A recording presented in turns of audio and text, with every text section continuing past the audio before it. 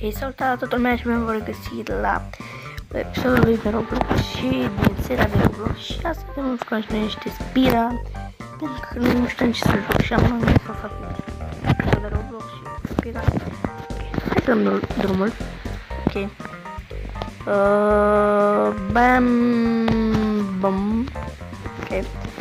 M-am mai jucat așa mecanică speedrun, dar nu prea știu multe chestii despre, dar o să încerc să trec cu un nivel cât mai mare pentru a nu să nu fiți dezamăgiți. Nu, ok, am fost salvat acolo. Ok, hai să dăm drumul. Pac, asta e și destul de ușoară. Așa, ai nu, am sărit aiurea. Nasol, hai. Așa o dată. Hop și așa. Hop și așa o dată. Hop și așa o dată. Hop și așa o dată. Hop și așa o dată. Hop și așa o dată. Bang. Pac o dată așa.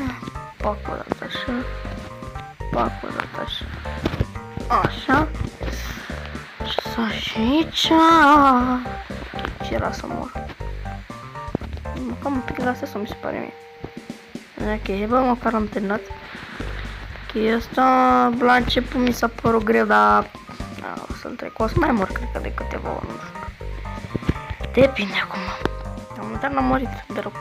O dată acolo, la zona de nisip. Da, exact ce am zis. Pica iurea, nu înțeleg. Partea asta pica iurea. Ok, de cât timp? Un minut deja. Ok. Come on. Okay. Nu puteam mișca. Mergeam mai urât. Ok, mă fiind. Ok.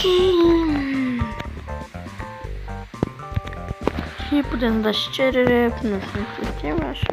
Așa și ne mai jucam împreună. Nu știu cum. Da, mai nu s-o că școala astea. Am pe mai nasol și episoadele astea așa. Dar nu vreau să fac, o să vă spun după acum pentru că de parcă școala m-ar lăsa. Adică toana. Ok, am trecut la nivelul 4 și deja am murit. Nice. Ok.